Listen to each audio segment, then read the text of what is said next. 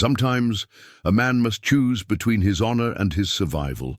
Sometimes that choice comes down to finding the one woman brave enough to stand beside him when the world turns cold and dark. Kael Ironborn, chieftain of the Northlands, faces the end of his bloodline as winter approaches and enemies gather at his borders.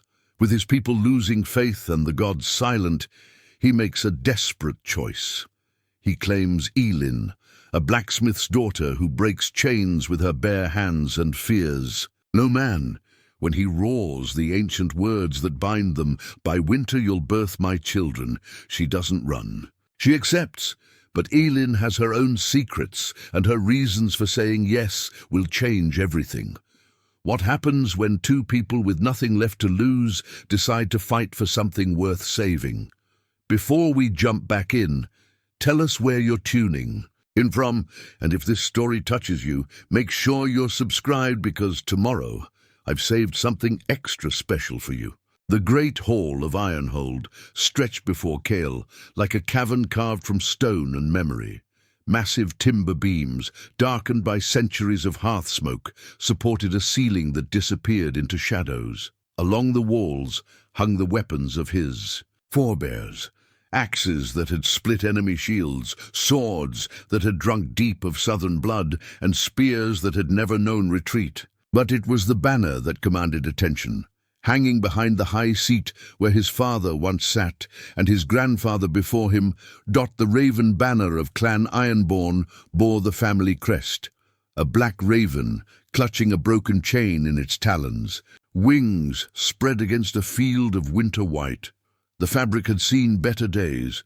Battle-torn edges spoke of campaigns fought in distant lands, and the colors had faded from rich black to ash gray. Yet it endured, as the Ironborn had endured through plague and famine, through the long winter that claimed half the Northlands, through wars that left other clans as nothing but names carved on burial stones. Kael stood before that banner now, his hands clasped behind his back, studying the faces of the men who served him.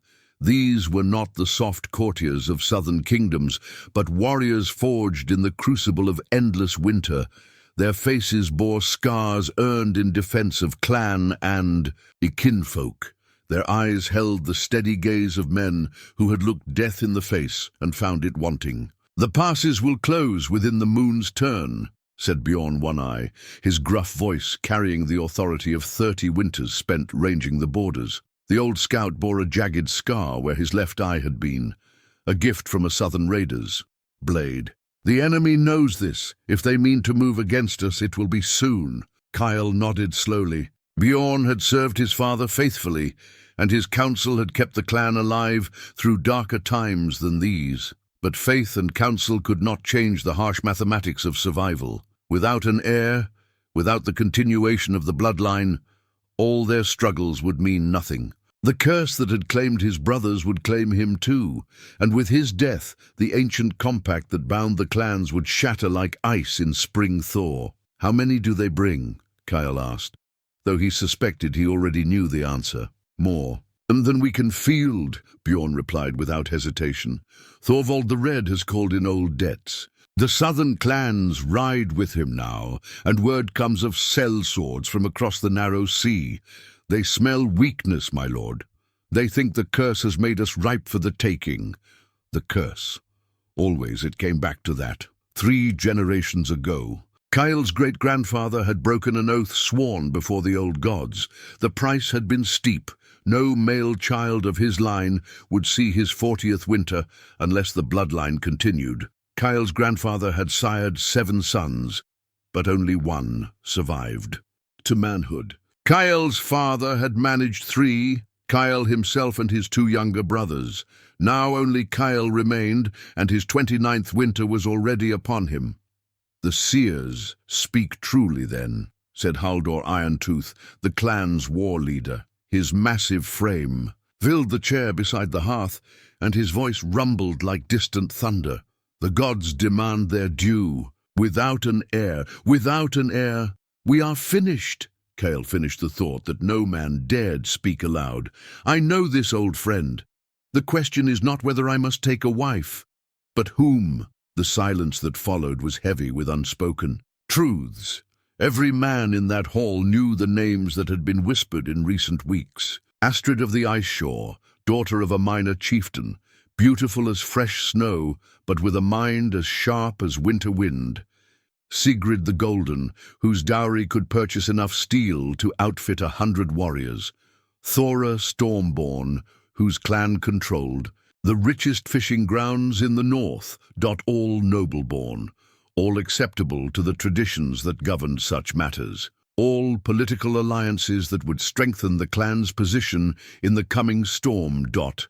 And all wrong. Kael had known it the moment he saw her. 3 days past, he had ridden with a small party to settle a dispute between two lesser clans. The matter itself was simple, a question of grazing rights that could have been resolved by any village elder with half a wit.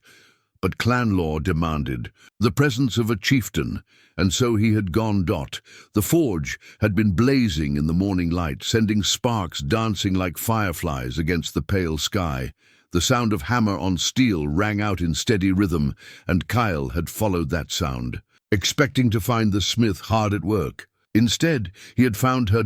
Elin of the low hearths worked the metal with a skill that spoke of years at the forge. Her father's hammer rose and fell in her strong hands, shaping iron as if it were clay. But it was not her craft that caught his attention.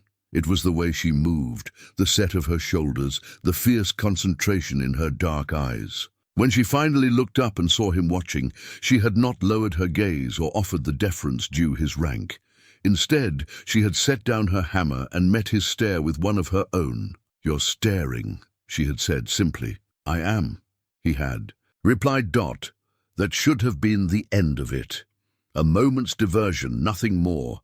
But something in her manner, some quality he could not name, had lingered in his thoughts through the long ride home. When the messenger had brought word of Thorvald's movements, when Bjorn had spoken of closing passes and gathering enemies, Kael had found his mind drifting not to strategies of war, but to the memory of a woman who feared nothing. "My lord," Haldor's voice pulled him back to the present. "The moon turns swiftly. If you mean to take a wife before winter, I have chosen," Kael said quietly. The words fell into the hall like stones into still water, sending ripples of surprise through his assembled men. Bjorn leaned forward in his chair, his single eye narrowing with interest. Haldor's massive hands stilled on the arms of his seat. "Which of the noble houses has won your favor?" asked Magnus the law speaker, an elderly man whose knowledge of clan genealogies was unmatched. "The contracts must be drawn, the bride price negotiated." "No contracts," Kael said. "No bride price. I invoke the old right." The silence that followed was absolute.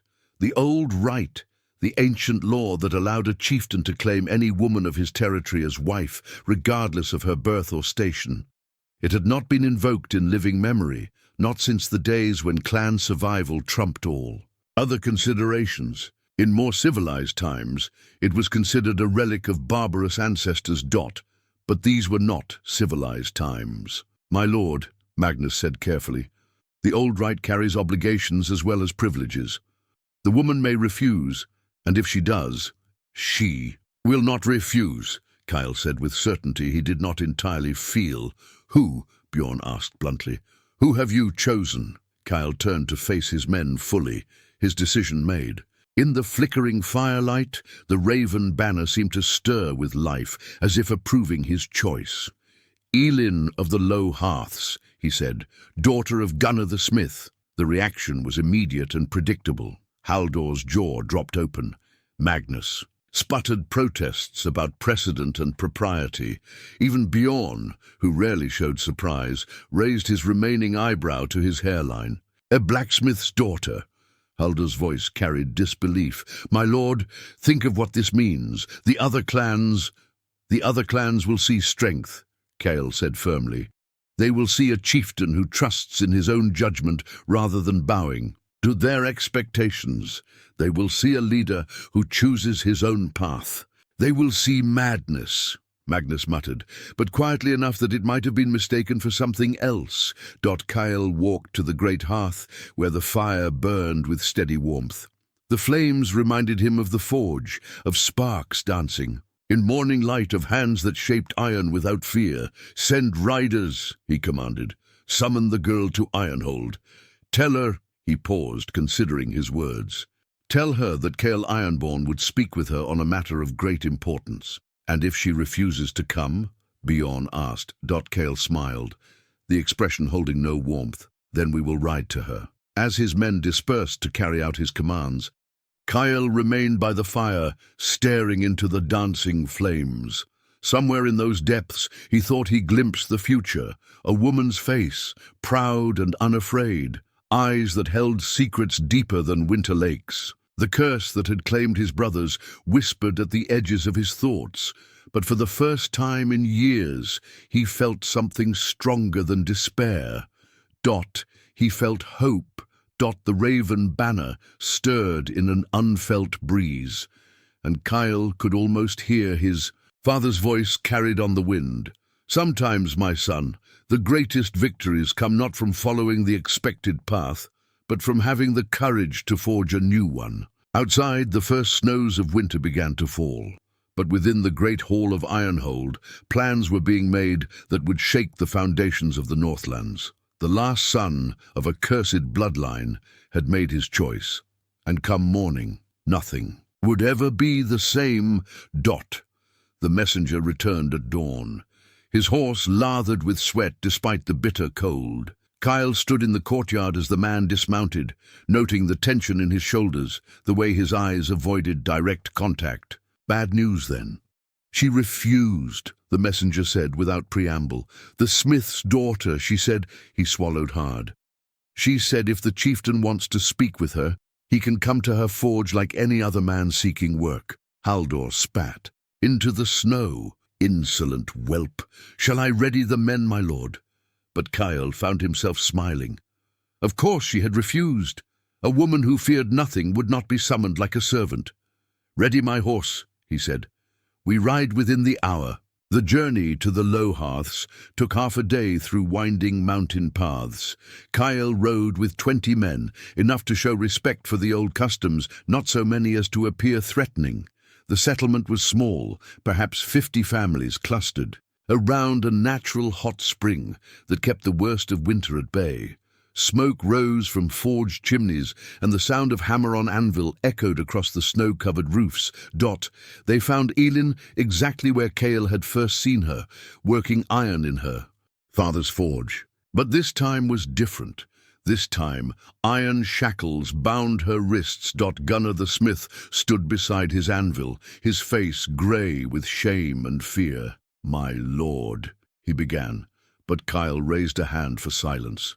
His attention was fixed on Elin, on the way she held herself despite the chains, on the fire that burned undimmed in her dark eyes. "Explain," Kael said quietly. "The village elders," Gunnar's voice cracked.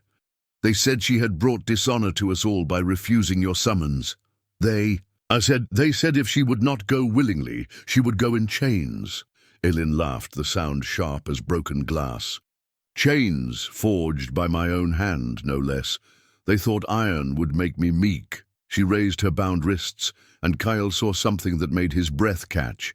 The metal around her wrists was twisted, bent, partially broken. She had been working at her bonds, and the iron was giving way. "Impressive," Kael said, dismounting. "But why not break them completely?" "Because I wanted to see what manner of man would claim a woman in chains." Her gaze never wavered. "Are you that manner of man, Kael Ironborn?" The assembled villagers watched in terrified silence. Even his own men seemed to hold their breath. Kael walked slowly to where she stood, close enough to see the strength in her hands, the intelligence in her eyes, the complete absence of fear in her bearing. "I am the manner of man who would see you free," he said, and drew his knife. The blade was sharp enough to shave with, forged by his grandfather's smith and carried through a dozen battles. It parted the iron chains like they were made of wood. The shackles fell to the ground with a dull clang, and Elin rubbed her wrists where the metal had chafed. "Why?" she asked simply. Kael sheathed his knife and stepped back. Around them, the forge continued its work, fire crackling, bellows breathing, the eternal rhythm of creation. "Because no woman should be bound against her will, because you have done nothing to deserve chains, because—" He paused, searching for words that would not sound like the ravings of a madman. "Because I have need of a woman who cannot be conquered." "And what makes you think I cannot be conquered?" Instead of answering directly, Kael turned to address the assembled crowd.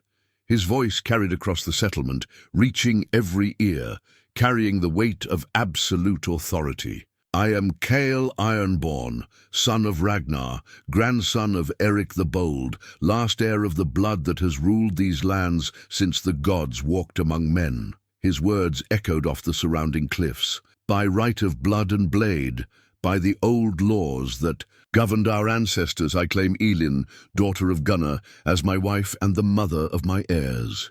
The ritual words hung in the air like frost. Several village elders dropped to their knees. Even his own men shifted uncomfortably. The claiming was legally binding, witnessed by all present. But Kael's attention remained fixed on Elin, waiting for her response. She studied his face for a long moment, those dark eyes seeming to peer directly into his soul. Then she spoke, her voice clear and steady, despite the magnitude of what was happening. "I accept." The simple words sent a shockwave through the crowd. Gunnar the smith staggered as if struck. The village elders exchanged bewildered looks. They had expected tears, protests, perhaps a desperate attempt to flee. They had not expected calm acceptance from a woman they had chained like a criminal moments before. But Kael saw deeper. In Elin's eyes, he glimpsed something that made his blood run cold and hot at once. This was not submission. This was not resignation. This was a choice made with full knowledge of its consequences. And there was something in that choice that spoke of secrets he did not yet understand. "Why?" he asked, echoing her earlier question. Elin smiled, and for just a moment, Kael thought he saw something flicker in her gaze, something ancient and knowing, like candlelight glimpsed through winter fog. "Because I have been waiting for you, Kael Ironborn. Though you do not yet know it, you have been waiting for me as well." Before he could ask what she meant, an old woman pushed through the crowd. Kael recognized her, Hedda the Bone Reader, one of the few seers still practicing the old ways. She moved with the careful gait of great age, but her eyes were sharp as a hawk's as she approached Elin. "Show him," Hedda said quietly. "Show me what?" Kael demanded. Elin knelt beside the forge and scooped up a handful of small bones. The divination. Bones every seer learned to read, carved with ancient runes and worn smooth by countless castings. She held them cupped in her palms, closing her eyes and speaking words in the old tongue that predated even the clan languages. When she released the bones, they scattered across the hard-packed earth in a pattern that made Hedda draw a sharp breath. Kael had seen enough seer work to recognize the significance. This was no random falling. The bones had arranged themselves with deliberate precision, forming symbols that spoke of destiny and inevitability. "What do they say?" Kael asked, though part of him dreaded the answer. Hedda knelt beside the bones, her weathered hands hovering over them without touching. Two bloodlines, both cursed, both ending. But together, she looked up at Elin with something approaching. "Oh, child, you never told us. You carry the blood of seers." "My grandmother's line," Elin said simply, "hidden for 3 generations, but never truly gone." The old woman turned to Kael, her voice trembling with the weight of prophecy. "The curse on your bloodline, my lord. It was no random punishment. It was meant to bring you to this moment, to this choice. She is not just any woman. She is the key to your salvation, as you are to hers." Kael felt the world shift around him, as if he stood on the edge of a precipice he had not known existed. "What curse lies on her line?" "The same that claimed your brothers," Elin said, rising to her. feet and meeting his gaze without flinching. No female of my blood has borne a living child in 3 generations. We are the last, you and I. Apart, we die childless, and our bloodlines end. Together the curses break, Hedda finished. The bones do not lie, my lord. This union was written in the stars before either of you drew breath. Kael stared at the scattered bones, at the woman who had just accepted his claiming with such unsettling certainty, at the crowd of witnesses who would carry word of this moment to every corner of the Northlands. He had come seeking a wife to continue his line. Instead, he had found something far more complex, a partner bound to him by forces beyond mortal understanding. "By winter you'll birth my children," he said, speaking the ancient words that would seal their bond before gods. And Elin nodded slowly. "By winter's end, the bloodlines will be renewed." As if summoned by their words, the wind rose, scattering the seer's bones and sending sparks from the forge dancing into the grey sky. Somewhere in the distance a raven cried. Whether in triumph or warning, none could say. The claiming was complete.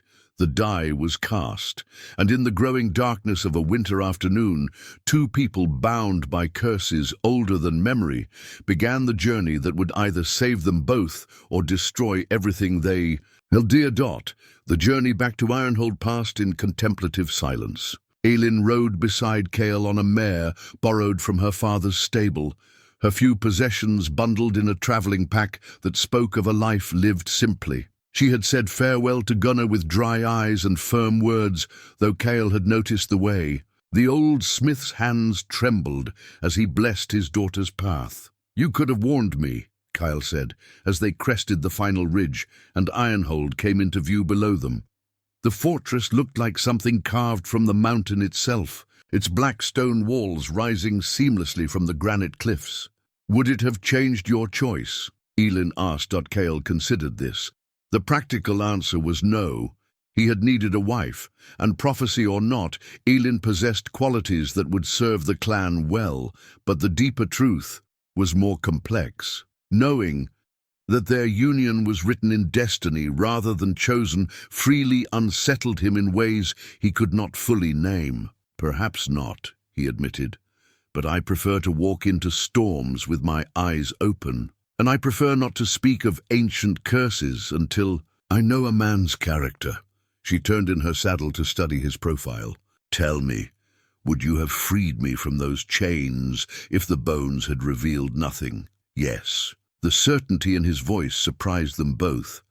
Elin smiled, the first genuine expression of warmth he had seen from her. Then perhaps the seers knew what they were doing when they bound our fates together. The great gates of Ironhold opened at their approach, and word of their arrival preceded them into the courtyard. Kael could feel the weight of curious eyes as his people gathered to catch their first glimpse of their future lady. He helped Elin dismount, noting how she observed everything, the placement of guards, the condition of weapons, the faces of those who would now be her people. "Your hall is smaller than I expected," she said quietly. Disappointed. Relieved. Smaller halls breed less intrigue. Haldor approached, his massive frame making even Kael look diminutive by comparison. The war leader's expression was carefully neutral, but his eyes held the wariness of a man facing an unknown quantity. "My lady," he said with a formal bow that somehow managed to convey both respect and reservation. "Haldor, is it?" Elin extended her hand in the manner of equals rather than waiting for obeisance.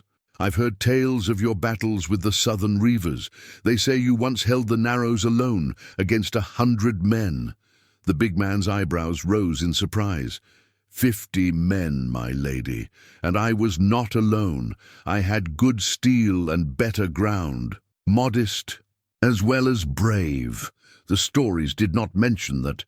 She turned to survey the assembled crowd. "Nor did they mention how young your warriors are. These are hard times indeed, if boys must take up the sword before their beards grow thick." It was an astute observation. The clan's losses over recent years had indeed forced them to arm younger men than tradition preferred. But instead of sounding critical, Elin's words carried a note of sympathy that seemed to put the watching warriors at ease. "Come," Kael said. "There are things we must discuss privately." He led her to a smaller chamber adjacent to the great hall, a room his father had used for private councils. The walls were lined with maps of the Northlands, marked with colored stones to indicate clan territories, trade routes, and known threats. A fire burned low in the hearth, casting dancing shadows across the detailed drawings. Elin studied the maps with the eye of someone accustomed to planning and strategy. Her finger traced the mountain passes, lingered over the coastal approaches, measured distances with unconscious precision. "Thorvald will come from the south," she said without preamble. "The eastern passes are too treacherous this late in the season, and the western approach leaves him exposed to the Storm Isle clans. You know warfare? I know men, and I know these mountains." She turned to face him fully. "My father was not always a smith, Kael Ironborn. Before he took up the hammer, he carried a blade in service to your grandfather. I grew up on his stories of battles fought and won." This revelation added another layer to the mystery that was Elin of the Low Hearths, a seer-born daughter of a warrior-turned-smith, raised on tales of war but trained in the arts of creation. Small wonder she moved through the world with such confidence. "What else did your father tell you?" Kael asked. "That the Ironborn were honorable but stubborn, that they valued loyalty above gold and courage above comfort, that they would die before they yielded, but that their pride sometimes blinded them to wisdom." She smiled at his expression. "Do you disagree? I am beginning to think your father knew my family better than I knew him." A knock at the door interrupted their conversation. Magnus, the law speaker, entered, his arms full of ancient scrolls and bound volumes. The old man's face bore the expression of someone wrestling with unprecedented legal complexities. "My lord, my lady," he began formally, "there are matters of ceremony and law that must be addressed. The claiming has been witnessed and accepted, but the formal bonding requires no ceremony," Elin said firmly. "The old claiming was sufficient." Magnus looked scandalized. "My lady, tradition demands survival above all else," she interrupted. "Every day spent on ceremony is a day our enemies draw closer. Every moment of celebration is time that could be spent preparing our defenses." Kael found himself nodding in agreement. A woman who thought like a warrior indeed. "But surely some acknowledgement," Magnus began. "The acknowledgement will come when we survive the winter with our bloodlines intact," Elin said. "Until then, we have work to do." She moved to examine more closely a detailed map of the southern approaches. Her finger traced possible attack routes with the confidence of someone who understood both geography and military tactics. "How many men can Thorvald field?" she asked. 800, perhaps more," Kael replied. "He has called in debts from the coastal clans and hired sellswords from across the narrow sea. And we can muster 300, 4 at most if we arm the older boys and walking wounded." Elin nodded thoughtfully. "Then we cannot meet him in open battle. But these mountains offer other advantages to those who know how to use them." From her traveling pack, she withdrew something Kael had not expected, her father's forge hammer. The tool was smaller than those used by most smiths, but the weight of it spoke of dense metal and careful crafting. Protective runes were carved deep into the wooden handle, and the head bore the marks of long use and meticulous care. "This belonged to my grandfather and his grandfather before him," she said, running her fingers over the worn runes. "It has shaped steel for 5 generations of my family, but more than that, it has shaped the hands that wielded it." She set the hammer on the table beside the maps, and somehow its presence seemed to anchor their plans in something solid and enduring. "Show me your smiths," she said. "Show me your armory. Show me what tools we have to work with, and I will show you how to forge a victory from the materials at hand." Kael studied her face in the firelight, seeing depths he had only begun to fathom. This woman who had accepted his claiming with such mysterious certainty was proving to be exactly what his desperate situation required, a partner who could think, plan, and act with the wisdom of experience beyond her years. "Tomorrow," he promised. "Tonight we rest. The real work begins with dawn." Outside, the wind howled around the stone walls of Ironhold, but within the council chamber, two people bound by ancient curses began to lay the foundation for something. Neither curse nor enemy could easily destroy. Dawn brought their first test as partners, though it came in a form neither had anticipated. Kael woke to urgent hammering at his chamber door.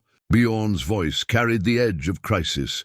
"My lord, you're needed in the hall. The Ravenshollow delegation has arrived." The Ravenshollow clan controlled the eastern trade routes, and their sudden appearance could only mean one thing: they had come to assess the new alliance before deciding which side to support in the coming conflict. Kael dressed quickly, his mind already working through the political implications. An endorsement from Ravenshollow could sway three smaller clans to his banner. Their opposition could tip the balance toward Thorvald. He found Elin already in the Great Hall, speaking quietly with a young woman who bore the distinctive braided hair of the eastern clans. Both women looked up as he approached, and Kael was struck by the contrast between them.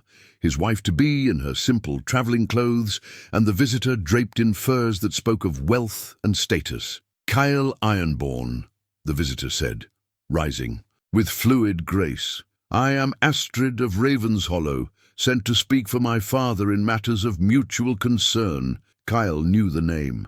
This was the same Astrid who had been mentioned as a potential bride, beautiful, well-connected, and carrying a dowry that could fund a small war. Her presence here, so soon after his claiming of Elin, was no coincidence. "Lady Astrid," he replied formally, "your father's friendship has always been valued by my clan. What brings you to Ironhold in such troubled times?" Astrid smiled, the expression carrying calculated warmth. "Troubled times require careful alliances, do they not? When word reached us of your unexpected choice in wives, my father felt it wise to extend our congratulations in person." The emphasis on unexpected was subtle but unmistakable. Kael felt tension coil in his shoulders, but before he could respond, Elin stepped forward. "How thoughtful of your father to send his daughter on such a dangerous journey," she said, her tone perfectly pleasant. "The mountain roads must be treacherous this time of year." "Indeed they are," Astrid agreed. "But some matters are worth the risk." A delicate test of wills was unfolding, and Kael recognized that his response would be scrutinized by every clan in the Northlands within days. Too much deference to Astrid would suggest weakness or regret over his choice. Too little would create an enemy he could not afford. Elin solved the dilemma with elegant simplicity. "You must be weary from your travels," she said to Astrid. "Allow me to show you the hospitality of Ironhold while my husband attends to the morning's business." The word husband was spoken with quiet emphasis, a reminder of established facts. Astrid's smile faltered slightly, but she recovered quickly. "How gracious! I confess I had hoped to observe the morning council. My father values a first-hand account of how the Ironborn prepare for war." "Of course," Elin replied. "As an honored guest, you are welcome to witness our deliberations." Kael admired the maneuvering. Elin had acknowledged Astrid's status while firmly establishing her own position as Lady of the Hall. The morning council would indeed provide valuable intelligence, but it would also demonstrate the unity between chieftain and chosen wife. The council that followed proved more revealing than Kael had anticipated. He had expected to discuss troop movements and supply lines, but Elin had other ideas. "Before we speak of swords and shields," she said, addressing the assembled warriors, "we must address the matter of food. How long can we withstand a siege?" Haldor looked surprised. "My lady, we have stores enough for—" "I did not ask about stores," Elin interrupted gently. "I asked about a siege. If Thorvald's forces surround Ironhold, what becomes of the outer settlements? How do we feed the families who will seek shelter within our walls? It was a question none of the war leaders had considered. Their planning had focused on meeting the enemy in battle, not on the practicalities of protecting non-combatants during a prolonged conflict. Magnus, the law speaker, cleared his throat. The ancient laws provide for such situations. In times of dire threat, the outer settlements may be abandoned. No, Kael said firmly, we abandon no one. Elin nodded approvingly. Then we must plan for housing and feeding, perhaps twice our current number. The Great Hall can accommodate many, but we will need additional shelter. The lower chambers beneath the keep, are they suitable for families? Bjorn stroked his grizzled beard thoughtfully. They could be with work, but the dampness can be managed with proper drainage and heating, Elin finished. I know something of construction. With your permission, my lord, I would like to inspect those chambers and draw up plans for their use. Kael felt a surge of admiration for her practical thinking. While his war leaders focused on glory and battle, she considered the unglamorous necessities that would determine victory or defeat. Granted, he said. Holdor, assign men to assist her. Bjorn, I want scouts watching every approach to the outer settlements. At the first sign of Thorvald's forces, we evacuate everyone to Ironhold. Astrid had watched this exchange with growing amazement. Clearly, she had expected to find a chieftain regretting his impulsive choice of a common-born wife. Instead, she witnessed seamless coordination between partners who complemented each other's strengths. As the council disbanded, she approached Kael privately. Your wife has an interesting perspective on warfare, she said carefully. She has. A practical perspective on survival, he replied. In times like these, the two are often identical. My father wondered, that is, there was some question about the wisdom of your choice. Kael fixed her with the steady gaze that had earned him respect on a dozen battlefields. There is no question, Lady Astrid. I have chosen my path, and I will walk it to whatever end awaits. After Astrid departed with her escort, Kael found Elin in the lower chambers, measuring spaces and sketching plans on a piece of bark with charcoal. The bloodstone pendant that had been his grandfather's hung around his neck, and he noticed it had grown warm against his skin, something that had never happened before. She was testing us, Elin said without looking up from her work. I know. What did you think of her? Beautiful, intelligent, politically connected. Elin set down her charcoal and met his eyes. Everything a sensible man would want in a wife, but not what I want. No? She stepped closer, close enough that he could see flecks of gold in her dark eyes. And what do you want? Kael Ironborn. The pendant grew warmer still, as if responding to some invisible force. A partner who thinks beyond the obvious. Someone who sees the whole battlefield, not just the part where glory is won. Someone who breaks chains instead of wearing them. Someone who understands that the strongest bonds are chosen, not imposed. For a moment they stood in silence, the air between them charged with possibilities neither had fully acknowledged. Then Elin smiled and returned to her sketches. Your people will have warm shelter when the storms come, she said. That much I can promise. Outside, snow began to fall more heavily, and in the distance, a raven called. But within the stone walls of Ironhold, two people bound by ancient curses were beginning to forge something stronger than destiny. They were choosing to trust each other. The war horn's mournful call echoed across the valley 3 days later, its deep voice carrying news that turned every face grim. Thorvald's scouts had been spotted at the edge of Ironborn territory, moving like shadows through the pine forests. The enemy was no longer a distant threat, but a present danger, close enough to taste. Kael stood atop the watchtower as the ancient war horn of the ancient kings was sounded for the 3rd time, the call that summoned all clan warriors to immediate muster. The horn itself was a relic of the old kingdom, carved from the tusk of some great northern beast and bound with silver rings inscribed with runes of battle and victory. Legend claimed it had been blown before every great victory in the clans. History But it had also sounded before their most devastating defeats. Below in the courtyard, organized chaos reigned. Warriors checked weapons and armor, while families from the outer settlements arrived in steady streams, their possessions loaded on carts and sleds. Elin moved among them like a general directing a campaign, assigning shelter, organizing supplies, ensuring that children were fed and the elderly made comfortable. "She has a gift for this," Bjorn observed, joining Kael on the tower. The old scout's weathered face showed grudging admiration. Leadership comes as natural to her as breathing. "Yet, she was raised in a blacksmith's forge," Kael mused. "Makes a man wonder what other surprises she carries." Speaking of surprises, Bjorn pointed toward the southern road, where a column of riders approached under a banner Kael recognized with mixed feelings. "The Storm Isle clans have answered our call." The Storm Isles were fierce allies, but unpredictable ones. Their warriors were among the best in the Northlands, but their chieftain, Eric the Bloodaxe, had his own ambitions and his own interpretation of honor. His arrival could tip the balance of the coming conflict, but it could just as easily complicate matters beyond measure. Kael descended to meet the delegation in the Great Hall, where Eric strode in like a force of nature. The Bloodaxe was aptly named. His weapon of choice had drunk deep of enemy blood, and scars crisscrossed his arms like a map of every battle he had fought. Behind him came 20 of his best warriors, men whose reputations for savagery were matched only by their loyalty to their chief. Kael Ironborn.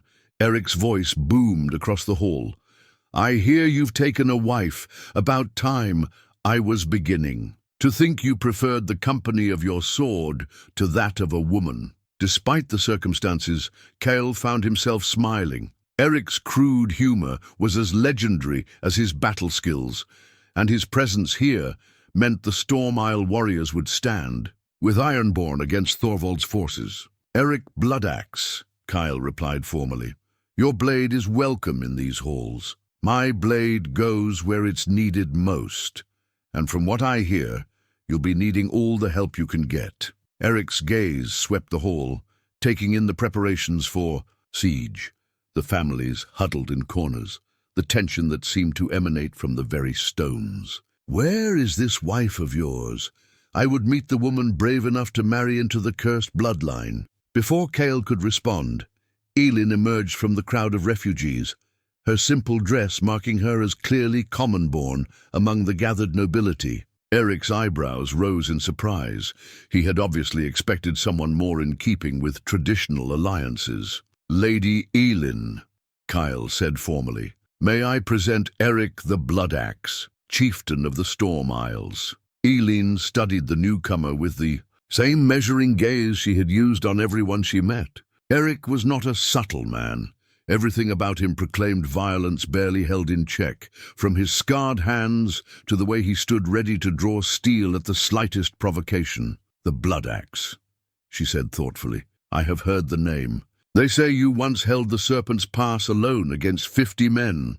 40 men, Eric corrected with obvious pride. "Though they fought like demons, I'll grant them that. And yet you withdrew rather than pursuing them to their ships." Eric's smile faltered slightly. "The pass was held. That was sufficient." "Of course it was," Elin agreed. "A wise commander knows when victory is complete. Pursuit would have been foolish. It would have left the pass undefended and potentially allowed a larger force to circle behind you." The Bloodaxe stared at her for a long moment, clearly reassessing his assumptions about the blacksmith's daughter, who had captured Kael's interest. "You know something of war strategy, lady." "I know something of not dying foolishly," she replied. "In times like these, the distinction matters." Eric's booming laugh filled the hall. "I begin to see why you chose her, Ironborn.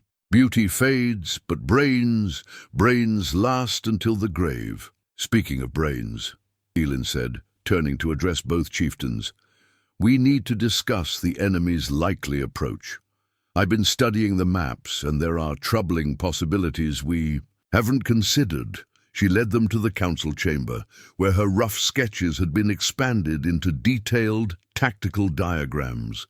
The maps now showed not just Thorvald's most obvious routes of attack, but alternative approaches that could bypass their prepared defenses entirely. "Here," she said, pointing to a series of mountain trails marked in red. "These paths are treacherous, but not impassable for men who know them well. If Thorvald has hired guides from the local settlements, he could circle behind us," Eric finished, his expression turning grim. "Cut off our retreat to the high passes. Worse than that," Elin continued, "he could position forces to intercept any clans attempting to reach us, divide our potential allies, and defeat them piecemeal." Kael studied the maps with growing alarm. His own strategic planning had focused on defending Ironhold itself, but Elin was thinking 3 moves ahead, anticipating not just the first battle, but the entire campaign. "What do you suggest?" he asked. "We cannot simply wait for him to come to us. We need to control the approaches, force him to fight where and when we choose." She traced possible positions with her finger. "These ridges here. If we could position archers and a small force of warriors." "It would work," Eric said slowly, "but it would divide our forces. If the ambush fails, then we retreat to secondary positions here and here," Elin replied, pointing to fallback locations she had already identified. "Each position chosen to delay the enemy and inflict maximum casualties while preserving our own forces." The war council that followed stretched deep into the night. Other clan leaders arrived as word spread. Olaf the Grim from the northern reaches, Gunnar Ironside from the coastal settlements, a dozen lesser chiefs who had decided that standing with the Ironborn offered better odds than facing Thorvald's. Wrath alone dot through it all. Elin proved herself not just an observer, but an active participant. Her suggestions were practical and well-reasoned. Her questions cut to the heart of complex problems, and her presence seemed to inspire confidence even in hardened warriors who had initial doubts about a common-born woman sitting in their councils. A's. Dawn approached and the final plans were set. Kael found himself looking at his wife with new eyes. The curse that had bound their fates together had given him more than just a chance at continuing his bloodline. It had provided him with a partner whose mind complemented his own in ways he was only beginning to understand. The war horn of the ancient kings stood silent now in its place of honor, but its message had been heard throughout the Northlands. Battle was coming. Alliances had been forged, and in the great hall of Ironhold, a common-born woman had proven herself worthy to stand beside kings. The betrayal came at dawn, delivered by a face Kael had trusted since childhood. Sven the Loyal. The name had been earned through 20 years of faithful service, first to Kael's father and then to Kael himself.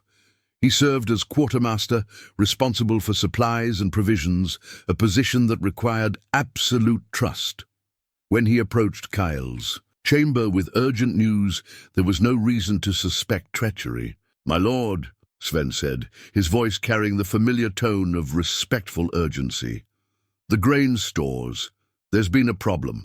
You need to see this immediately." Kael followed without question, leaving Elin still sleeping in the pre-dawn darkness. The storage chambers lay deep within Ironhold's foundations, carved from living rock and sealed with iron doors that had protected clan wealth through generations of conflict. Sven led him through the maze of corridors, past chambers filled with weapons, silver, and the accumulated treasures of the Ironborn line. It was only when they reached the deepest level that Kael realized they were not alone. 3 men stepped. From the shadows, sellswords by their appearance, their faces marked with the ritual scars of the southern mercenary companies. Their weapons were already drawn, steel gleaming in the torchlight. "I'm sorry, my lord," Sven said, and the anguish in his voice sounded genuine. "They have my grandson." The trap was elegant in its simplicity. Thorvald had taken Sven's only living heir and used the boy as leverage to turn a loyal retainer into an unwilling traitor. The quartermaster's knowledge of Ironhold's defenses, combined with his access to restricted areas, made him the perfect inside weapon. "How long?"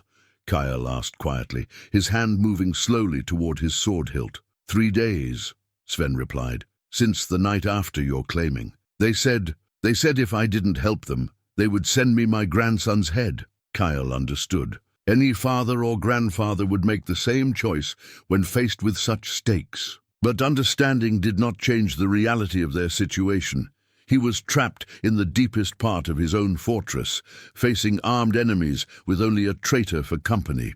The grain stores, he asked. Poisoned. Not enough to kill quickly, but enough to weaken your warriors before the battle. I couldn't let them die like that. That's why I brought you here, to tell you the first sellsword moved with the fluid precision of a trained killer, his blade seeking Kael's heart in a thrust that would have ended the fight before it began.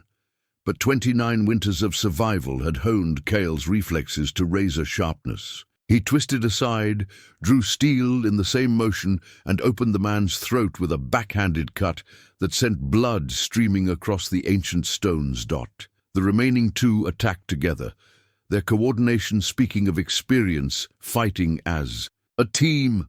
Kael gave ground, using the narrow confines of the passage to limit their ability to flank him. Steel rang against steel in the echoing darkness, sparks flying from blade edges as the men fought with the desperate intensity of those who knew only one would leave alive. Meanwhile, far above in the great hall, Elin woke to find Kael's side of the bed empty. The mirror of winds sat on the chamber's table, a mystical scrying glass she had discovered among her grandmother's possessions, one of the few seer artifacts that had survived the generations of hiding.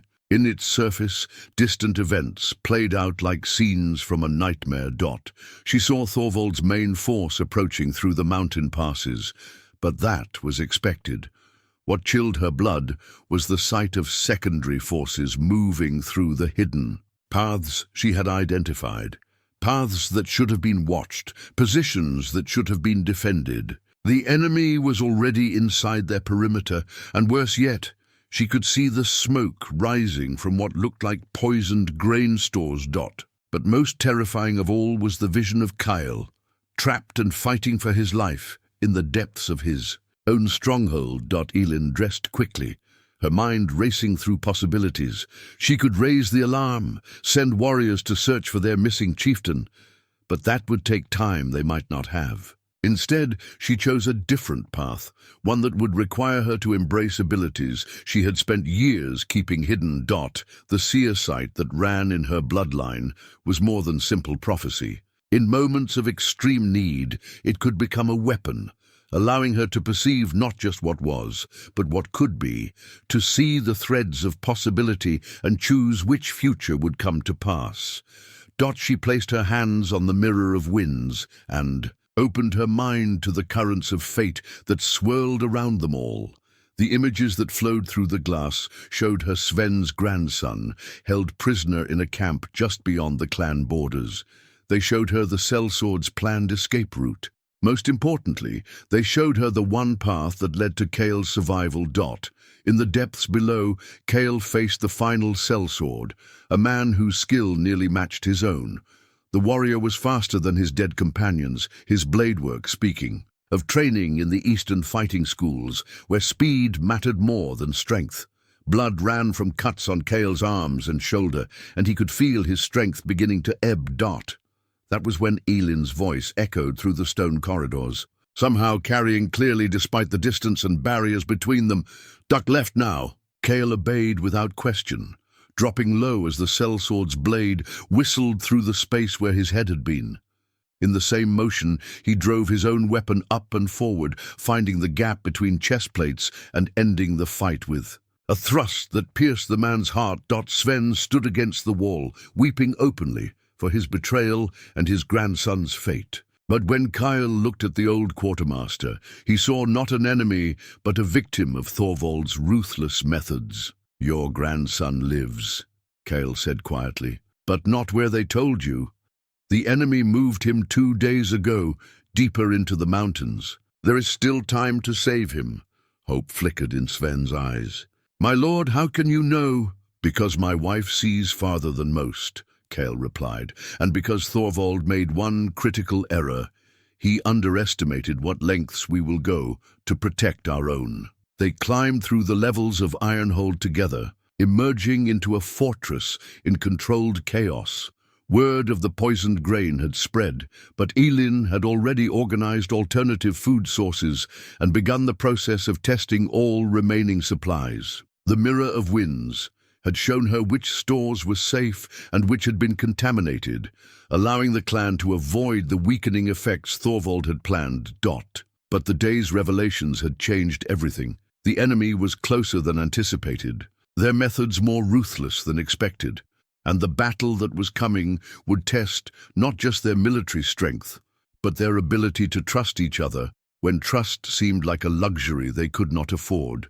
A's Kael and Elin stood together. In the great hall, planning their response to the new threats, the bloodstone pendant around his neck grew warm once more. But this time, Elin's own hand went to her throat, where a similar pendant, one that had been her grandmother's, glowed with answering heat. The curses that bound their bloodlines were stirring, responding to the approaching crisis with power that neither fully understood, but both would soon need to master. The revelation came wrapped in ancient silver, delivered by trembling hands that had kept the secret for 3 decades. Hedda the Bone Reader arrived at Ironhold as Thorvald's forces gathered on the southern horizon, her weathered face bearing the weight of truths too dangerous to speak. She carried with her a bundle wrapped in sealskin, its contents hidden, but somehow radiating an aura of tremendous importance. "The time has come," she told Elin simply. "The enemy approaches, the signs align, and secrets kept in darkness must finally see the light." They gathered in Kael's private chamber, the chieftain, his wife, and the old seer who had witnessed their bonding. Outside, the sounds of preparation echoed through Ironhold as warriors sharpened blades and families sought shelter behind stone walls. But within this room, revelations were about to unfold that would reshape everything they thought they knew about their conflict. Hedda unwrapped the bundle with reverent care, revealing an ancient crown unlike anything Kael had ever seen. It was wrought from some metal that seemed to capture and hold winter light, its surface inscribed with runes that predated the clan languages. Set into its circlet were stones that seemed to hold the essence of frozen tears, and when light struck, in them they cast patterns on the walls like falling snow. "The crown of winter," Hedda said quietly, "last worn by Queen Valdris of the Northern Kingdom, before the clans divided the land among themselves." Elin stared at the crown with recognition that chilled Kael's blood. Her face had gone pale, and her hands trembled as if she wanted to reach for the artifact but dared not touch it. "You know what this means," Hedda continued, addressing Elin directly. "You have always known, even if you buried the knowledge deep." "Known what?" Kael demanded, though part of him dreaded the answer. Elin closed her eyes, and when she spoke, her voice carried the weight of ancestral memory. "Queen Valdris had a daughter, Princess Ilara. When the kingdom fell to clan warfare, the princess disappeared. The histories say she died with her mother, but she lived," Hedda finished, "spirited away by loyal retainers, her identity hidden, her bloodline preserved in secret. She became a blacksmith's wife, far from the centers of power, far from those who would have used her claim to fuel more wars." Kael felt the world tilt beneath his feet. "You're saying that Elin is the last true heir of the Northern Kingdom," Hedda confirmed, "the rightful queen of all the lands now divided among the clans." The implications crashed over Kael like an avalanche. Every assumption about their relationship, every political calculation, every plan they had made, all of it would have to be reconsidered in light of this earth-shaking truth. "Why now?" Elin asked, her voice barely above a whisper. "Why reveal this now?" "Because Thorvald knows," Hedda replied grimly. "Not the full truth, perhaps, but enough. His seers have traced the bloodlines, followed the old signs. He suspects that his true enemy is not just Kael Ironborn, but the lost heir of winter itself." She gestured to the crown, its crystalline, stones seeming to pulse within a light This is why he comes with such force, why he risks everything on this campaign. He seeks not just to destroy the Ironborn clan, but to eliminate the last threat to his dream of uniting the Northlands under his banner. Kael struggled to process the magnitude of what he was learning. The woman he had claimed as wife, the blacksmith's daughter who had accepted his brutal proposal with such mysterious certainty. She was royalty, the heir to a throne that had been empty for generations. "The curse on my bloodline," Elin said slowly, pieces of a vast puzzle finally falling into place. "It wasn't random, was it?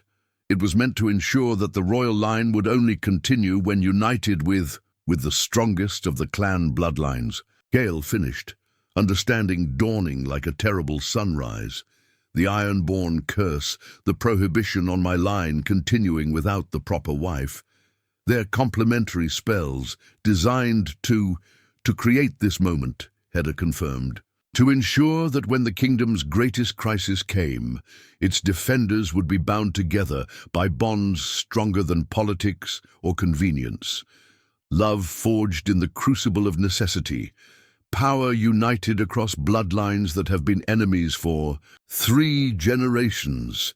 Elin reached out with trembling fingers and touched the crown of winter. The moment her skin made contact with the ancient metal, the chamber filled with ethereal light. Ice crystals formed in the air around them, and for just an instant, Kael could see her as she truly was. Not the blacksmith's daughter, but a queen whose power had been dormant but never lost. "I remember," she said softly, her voice carrying harmonics that seemed to resonate with the stones themselves. Grandmother's stories, the castle in the mountains, the garden where winter roses bloomed in eternal snow. I thought they were just tales to comfort a child. But they were. Memories, Hedda said, passed down through the female line, preserved in dream and story until the day they would be needed. The political implications were staggering. If word spread that the lost heir of the Northern Kingdom had returned, that she had married the last son of the Ironborn line, it could reshape the entire balance of power in the Northlands. Some clans would flock to their banner, seeing in their union the restoration of ancient legitimacy. Others would resist, fearing the loss of the independence they had fought so hard to maintain. "Thorvald must not learn the full truth," Kael said grimly. "If he realizes what you truly represent, he already knows enough to fear it," Elin replied, the crown still glowing at her touch. "But knowledge cuts both ways. If I am truly the heir he fears, then I have access to powers he cannot match." She lifted the crown of winter from its wrapping, and as she settled it upon her brow, transformation rippled through her like waves across still water. Her simple blacksmith's garb seemed suddenly regal. Her bearing shifted to something that spoke of generations of royal blood, and her eyes now held depths that Kael had never glimpsed before. "The old compact," she said, her voice carrying new authority, "the pledge that bound the clans to the crown in the days before division. It was never formally dissolved, only set aside when there was no legitimate heir to honor." "You mean to invoke it?" Kael asked, awed despite himself by the change in her. "I mean to offer it," Elin corrected. "Not as conquest, but as alliance. The clans have grown strong in their independence, and that strength should not be diminished. But united under the old banner, with the old protections restored, we could face any enemy," Kael finished, beginning to see the possibilities that stretched before them. But even as hope bloomed in his heart, practical concerns demanded attention. Outside, Thorvald's forces continued their approach, and the revelation of Elin's true identity, while momentous, did not immediately change the military realities they faced. "The other clans," he said thoughtfully, "how will they react when they learn the truth?" "Some will kneel immediately," Hedda replied. The old loyalties run deeper than most realize, and there are many who have waited generations for the crown's return. Others will resist. They have grown too fond of their independence to surrender it easily." "And Eric Bloodaxe," Elin smiled. the expression now carrying royal grace, even as it retained her natural warmth. Eric's ancestors were royal champions, sworn to defend the crown against all enemies.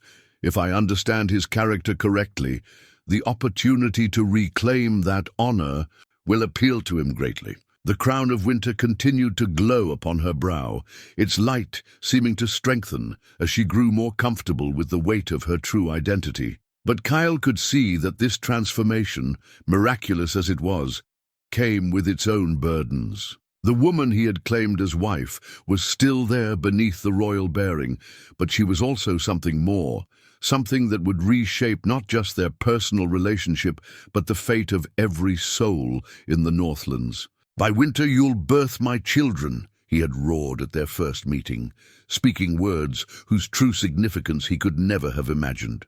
Now, as snow began to fall more heavily outside their window, Kael understood that those children would be heirs not just to a clan, but to a kingdom whose time of restoration had finally come. The twin blades of destiny lay crossed upon the ancient altar, their steel surfaces reflecting the crown of winter's ethereal light in patterns that seemed to move with lives of their own.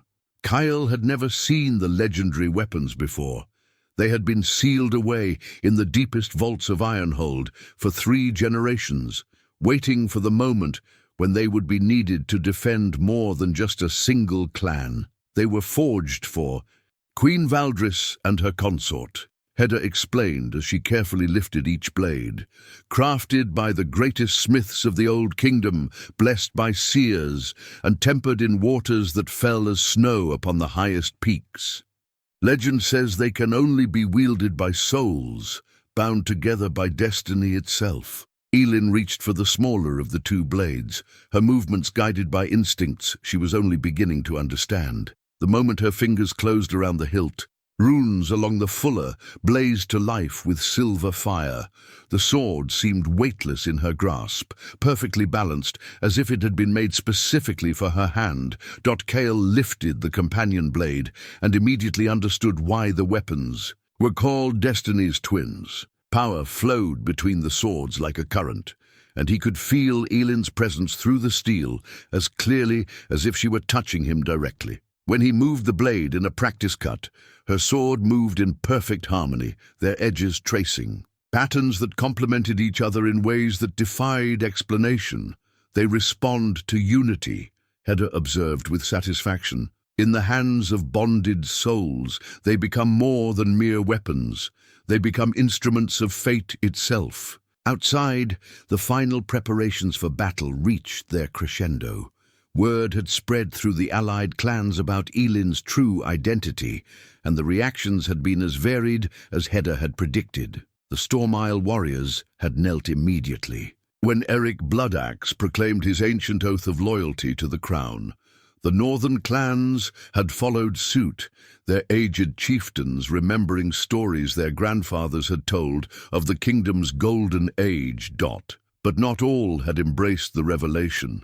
2 of the smaller clans had withdrawn their forces rather than acknowledge a queen they had not chosen, and messengers brought word that others wavered, torn between old loyalties and new realities. "It matters not," Eric declared, when the final tallies were complete.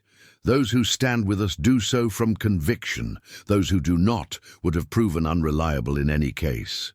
The war council that followed was unlike any in the clan's history. Maps covered every surface of the Great Hall, marked with colored stones representing friendly forces, enemy positions, and the critical points where the battle's outcome would be decided. But more than military strategy filled the room. There was an electric tension, a sense that they stood at a turning point not just for their own clans, but for the entire future of the Northlands. "Thorvald approaches from 3 directions," Bjorn reported, his weathered face grim with the implications. "Main force through the southern pass, secondary columns through the eastern trails we feared they might use. Perhaps 1,000 men total, well armed and disciplined. And our strength?" Kael asked, 600 warriors, if we count every man capable of drawing a bow or wielding a blade. Not impossible odds, but—" The old scout shrugged expressively. "But we cannot afford a battle of attrition," Elin finished. The crown of winter rested upon her brow, its presence lending her words an authority that commanded absolute attention. "We must end this quickly, decisively, before our enemies can bring their full strength to bear." She moved to the central map, the twin blade at her side humming with contained power. The prophecy Hedda spoke of, it mentioned more than just our union. It spoke of the gods themselves taking notice when the ancient compact was renewed. Magnus the law speaker cleared his throat nervously. "My lady, your majesty, the old stories speak of divine intervention, but surely nothing," Elin interrupted gently but firmly. "The gods have been silent for generations because there was no legitimate authority to acknowledge. But now—" She touched the crown's central stone, and for a moment the chamber seemed to fill with the sound of distant thunder. Now they stir, and their attention turns once more to mortal affairs. Kael felt the truth of her words in his bones. The bloodstone pendant against his chest had grown warm to the point of nearly burning, and he could sense forces gathering that had nothing to do with armies or steel. The approaching battle would be decided by more than military tactics. It would be a clash between the old powers and those who sought to reshape the world through force alone. "There is something else," Elin said quietly, her hand moving to her abdomen in a gesture so subtle that only Kael noticed it. The prophecy spoke of winter's end bringing new life. That time, it approaches sooner than we anticipated. Understanding struck Kael like a physical blow. The claiming had taken place barely a week past, but if the ancient magic was involved, if the curses that bound their bloodlines were truly breaking— "How long?" he asked, his voice barely above a whisper. "Perhaps days, perhaps hours." The old magic moves by its own laws, and when destiny stirs, time itself bends to accommodate fate's requirements. The implications were staggering. They stood on the brink of a battle that would determine the fate of kingdoms, and Elin was carrying the heir whose birth would fulfill ancient prophecies and break curses that had claimed generations. If anything happened to her— "No," she said firmly, reading his thoughts with the ease that had become natural between them. "I will not hide in the deepest chambers while others fight for our future." The twin blades were not forged to hang unused on walls, and the crown was not returned to my brow so that I might cower while my people bled. Eric Bloodaxe grinned with fierce approval. "Spoken like a true queen. My ancestors served yours in battle, and it would be my honor to do so again. And if the child—" Kael began. "Then the child will be born amid victory or defeat as fate determines," Elin replied with royal finality. "But born to parents who faced their destiny with courage rather than hiding from it in fear." The night that followed was one of final preparations and private farewells.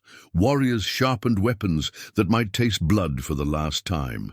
Families huddled together in the great hall, drawing comfort from each other's presence.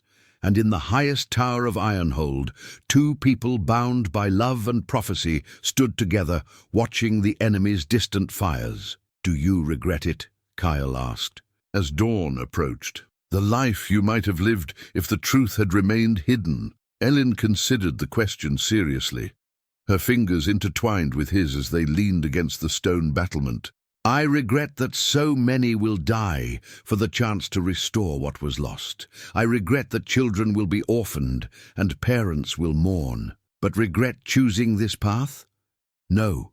Some burdens cannot be set aside, no matter how heavy they become." The first light of dawn revealed Thorvald's forces in their full strength, banners flying, armor gleaming, the disciplined ranks of men who had never known defeat. But it also revealed something else that sent murmurs of awe through the defenders of Ironhold. Snow was falling.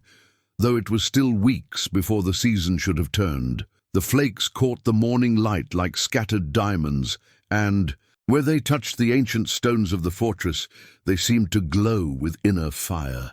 The gods were indeed stirring, and their attention was focused on the events about to unfold. "It begins," Elin said simply, her voice carrying across the courtyard with supernatural clarity. "Let all who stand with us know that we fight not just for clan or crown, but for the right of free peoples to choose their own destiny." The twin blades sang as they were drawn, their harmonized steel ringing like the bells of ancient temples. And in the growing light of what might be the last dawn, many would see the lost queen of the Northlands and her chosen consort prepared to face the storm that would reshape their world forever. Behind them, the banners of a dozen clans flew from Ironhold's towers, some bearing traditional clan devices, others displaying the ancient symbols of the United Kingdom. But all were united now in purpose, bound together by the return of hope that many had thought lost forever. The age of division was ending. What would take its place would be decided by steel and sorcery, by courage and cunning, and by the unbreakable bonds between two souls whose love had become the foundation upon which kingdoms would either rise or fall. The heart of winter blazed. Like a captured star in Thorvald's gauntleted fist, its crystalline surface pulsing with power that made the air itself crackle with barely contained energy. Kael had heard legends of the ancient artifact, but seeing it in the hands of his enemy sent ice through his veins that had nothing to do with the supernatural storm raging around them. "Did you think you were the only one with access to the old powers?" Thorvald roared across the battlefield, his voice somehow carrying clearly despite the clash of steel and the screams of dying men. "I have been preparing for this day since before you drew your first breath, whelp." The battle had been raging for hours, and what had begun as organized warfare had devolved into a chaotic melee that sprawled across the snow-covered approaches to Ironhold. Bodies lay scattered like broken dolls, their blood steaming in the frigid air. The supernatural blizzard that had begun at dawn showed no signs of abating. If anything, it was growing stronger, as if the very elements were choosing sides in the conflict. Kael parried a thrust from one of Thorvald's champions, his blade singing as it met enemy steel. The twin sword in his hand seemed to move of its own accord, guided by instincts that transcended mere training. Somewhere in the swirling snow, he could sense Elin fighting with her own blade, their weapons' harmony allowing him to track her progress, even when she vanished from sight. The enemy had come prepared for more than conventional warfare. Thorvald's force included not just warriors, but practitioners of the darker arts, men who could turn snow into binding ice, who could make the very ground treacherous beneath their enemies' feet. But they had not anticipated facing the restored power of the ancient kingdom, channeled through weapons forged specifically to counter such sorcery. The heart. Elin's voice cut through the battle's din, reaching Kael through their mystical connection. "He's using it to control the storm. If we don't stop him." Her words were lost as a fresh wave of enemy warriors crashed against the defensive line. But Kael understood. The heart of winter was no mere treasure. It was one of the crown jewels of the old kingdom, a relic that could command the very seasons themselves. In the hands of someone with sufficient will and knowledge, it could bring eternal winter to the Northlands, freezing the land into a wasteland where only the strongest could survive. Eric Bloodaxe appeared through the swirling snow, his legendary axe dripping with enemy blood. "The southern line is holding," he shouted, "but barely. They have something, some kind of demon leading their charge." Kael had glimpsed it himself. A figure in black armor that moved with inhuman speed and strength, cutting through their warriors like wheat before the scythe. Whatever Thorvald had summoned or allied himself with, it was beyond mortal capabilities. "Where's the queen?" Eric demanded. "Fighting her way toward Thorvald," Kael replied, blocking another attack and responding with a cut that dropped his opponent. "The twin blades are drawing her forward." They want to be reunited. And you're letting her. I'm trusting her, Kael corrected grimly, as she trusts me to do what must be done. The supernatural storm intensified, and through the driving snow, shapes began to materialize that had no place on any earthly battlefield. Spectral warriors, their forms translucent, but their weapons terrifyingly solid. The walking dead of ancient battles, called forth by powers that should have remained buried. The enemy shows his true nature, called Magnus the Law Speaker, his aged voice carrying authority that made even the ghostly warriors pause. Behold how Thorvald the usurper defies the natural order. He would make slaves of the honored dead to serve his ambition. The old man's words seemed to have physical weight, striking the spectral army like a hammer blow. Some of the ghostly warriors flickered and faded, their bonds to the mortal realm severed by the power of absolute conviction. But others pressed forward, and Kael found himself fighting enemies who felt no pain and knew no fear. Through it all, the heart of winter continued to pulse in Thorvald's grasp, its light growing brighter as he channeled more power through the ancient artifact. Ice began forming on the weapons of Kael's warriors, making their blades heavy and unwieldy. The very air grew thick and hard to breathe, as if winter itself was being weaponized against them. But the twin blades seemed immune to the effect. If anything, they grew stronger as the supernatural cold intensified, their steel warming in response to the heart's malevolent power. The runes carved along their fullers blazed with silver fire that cut through the gloom like beacons of hope. Kael caught a glimpse of Elin through the chaos, her blade weaving patterns that seemed to part the very air around her. The crown of winter on her brow had begun to glow with its own light, answering the heart's power with authority that was older and more legitimate. She was magnificent in her fury, every inch the warrior queen her bloodline had produced, but he could also see the strain the battle was placing on her. The air she carried was making its presence known, destiny itself demanding to be born into a world where its parents had proven themselves worthy of the crowns they would pass on. But birth in the midst of battle was fraught with dangers that no amount of royal blood could overcome. The moment of greatest peril was approaching, and Kael knew that the next few minutes would determine not just who won the battle, but whether there would be a future worth winning at all. The phoenix flame erupted from the point where the twin blades crossed, its golden fire spreading across the battlefield like the dawn of a new age. The eternal flame that could cleanse corruption and renew life blazed with such intensity that even Thorvald's supernatural storm recoiled before its radiance. Kael and Elin stood back to back in the eye of the magical hurricane, their blades creating a barrier of pure light that held back the forces of darkness pressing in from all sides. The moment their weapons had finally reunited in battle, something fundamental had shifted in the cosmic balance. The spectral warriors dissolved like mist before morning sun, and the ice that had been strangling their allies' weapons cracked and fell away. Impossible, Thorvald raged, raising the heart of winter high above his head. The artifact pulsed with malevolent energy, trying to reassert control over the elements, but its power flickered and wavered in the face of the phoenix flame's purifying radiance. The old kingdom is dead, its power broken forever. The kingdom lives, Elin replied, her voice carrying across the battlefield with supernatural clarity. Pain flickered across her features as her body responded to ancient imperatives, but her grip on the twin blade never wavered. It lives in every soul who chooses hope over despair, unity over division.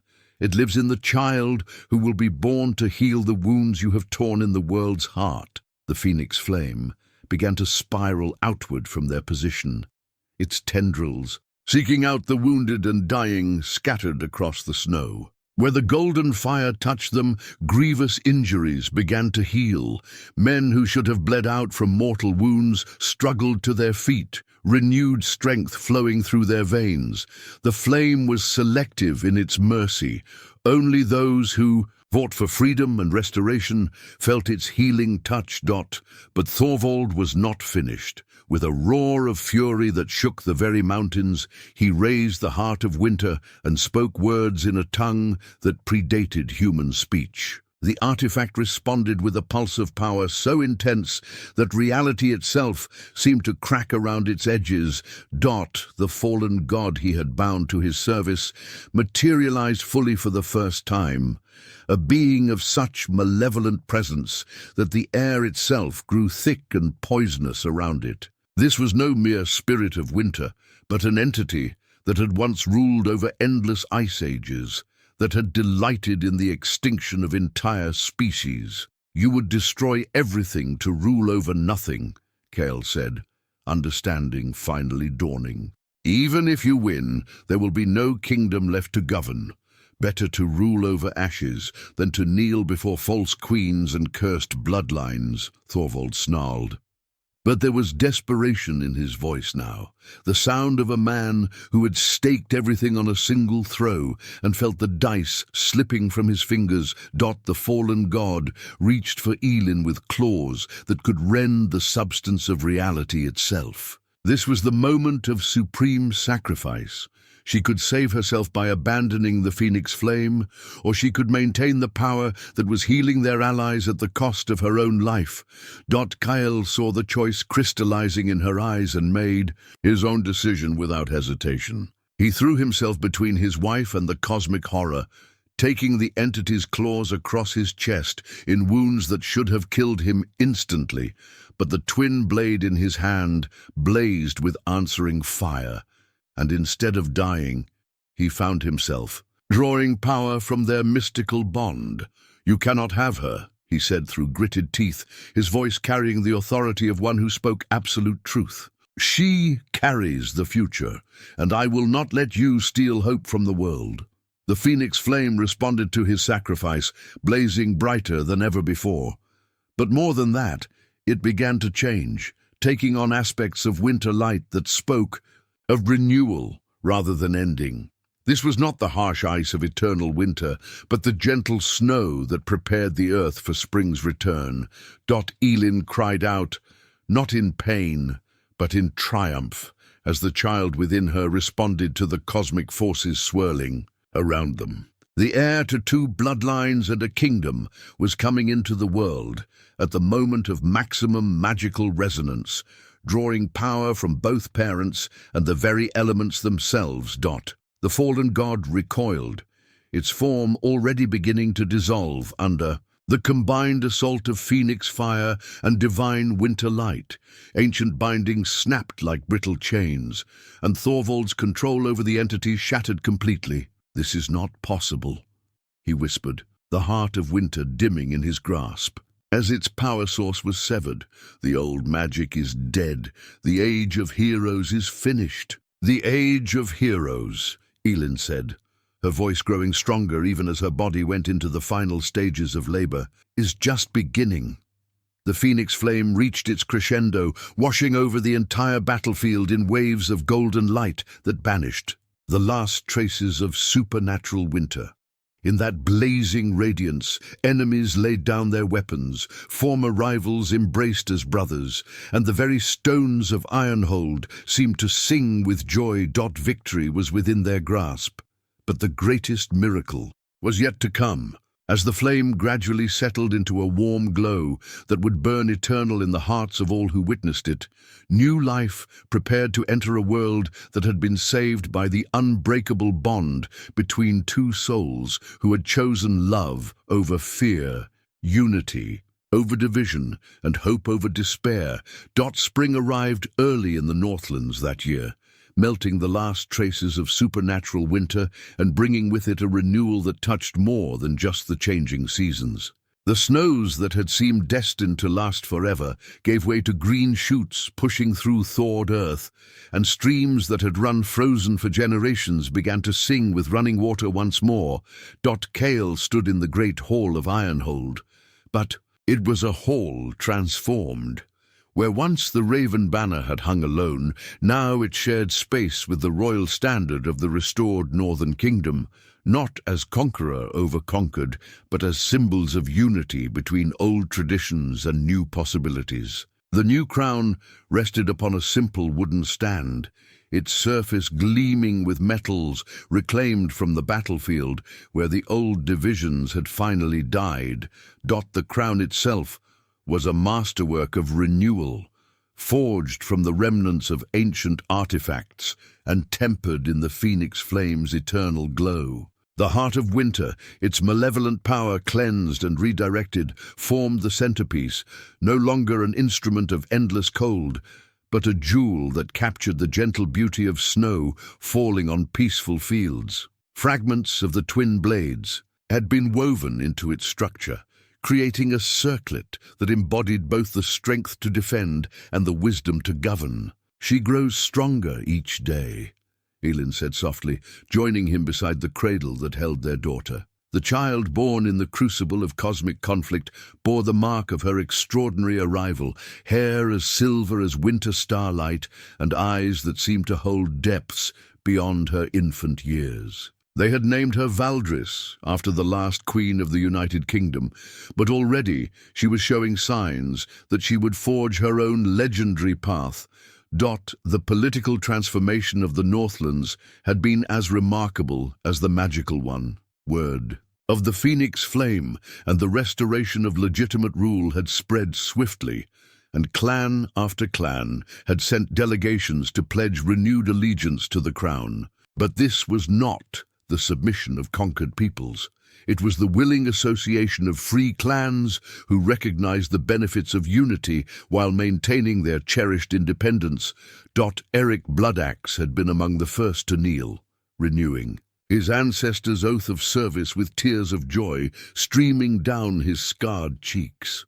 "My grandfathers served the crown with honor," he had declared. "It is my privilege to restore that bond for future generations." Even former enemies had found places in the new order. Thorvald himself, stripped of his supernatural allies and the heart's corrupting influence, had proven to be a broken man rather than an evil one. The revelation of how the fallen god had slowly twisted his ambitions over decades had earned him a measure of mercy, exile rather than execution, with the chance to seek redemption in distant lands. "The southern clans send word," Magnus reported, approaching with a scroll bearing multiple seals. The old law speaker had adapted to the new reality with remarkable grace, his knowledge of ancient precedents proving invaluable in establishing the restored kingdom's legal framework. "They request formal audience to discuss terms of association." Kael nodded, but his attention remained focused on his family. The child who slept peacefully in her mother's arms represented more than just the continuation of bloodlines. She embodied the promise that the cycles of curse and conflict could be broken, that future generations might inherit a world of cooperation rather than endless warfare. "The old ways and the new," Elin mused, settling into the chair that had been her grandmother's centuries before. "Finding balance between them will be the work of lifetimes." "Good thing we have lifetimes to work with," Kael replied, noting how the crown's light seemed to pulse gently in rhythm with their daughter's breathing. The ancient curses that had doomed their bloodlines to early death had been more than broken. They had been transformed into blessings, extending life and vigor to those who bore the responsibility of healing the world's divisions. Bjorn approached, his weathered face showing the satisfaction of a scout who had finally found the peace he had been seeking through decades of warfare. "The passes are clear, my lord. Trade routes that have been closed for generations are opening again. The merchants speak of prosperity returning to lands that have known only hardship. Through the great windows, the view stretched across valleys, where construction had already begun on new settlements, places where former enemies worked side by side to build communities that would serve as examples of what unity could accomplish. The sight filled Kael with a satisfaction deeper than any military victory could provide. "There will be challenges," he said thoughtfully. Old grudges don't die easily, and there will always be those who prefer the familiar patterns of conflict to the uncertain work of cooperation. Then we'll face those challenges as we've faced all the others, Elin replied with quiet confidence. Together, with wisdom learned from past mistakes and hope for future possibilities. Baby Valdris stirred in her sleep, one tiny hand grasping at the air as if reaching for dreams that only she could see. In that simple gesture, Kael glimpsed the future, a time when the struggles of their generation would be remembered as history rather than lived as daily reality, when the unity they had fought to restore would be the natural order rather than a miraculous achievement. The great hall filled gradually with the sounds of life returning to normal. Warriors discussing patrol routes, craftsmen planning new projects, children playing games that celebrated heroes rather than mourning fallen fathers. The phoenix flame still burned in its eternal brazier, but its light had settled into the gentle glow of a hearth fire, rather than the blazing intensity of cosmic intervention. As evening approached and the last delegations departed for their homelands, Kael and Elin found themselves alone with their daughter and the quiet satisfaction of duty fulfilled. The curses that had shaped their lives were broken, the kingdom that had been lost was restored, and the future stretched ahead bright with possibilities that neither curse nor conquest could dim. Outside, the first stars appeared in a sky no longer threatened by supernatural storms, and in the great hall of Ironhold, 3 generations of hope rested peacefully under the protection of crowns earned through sacrifice, love chosen over fear, and the unshakable belief that some things are worth fighting for and worth preserving for those who will come after. The age of division was over. The age of renewal had begun.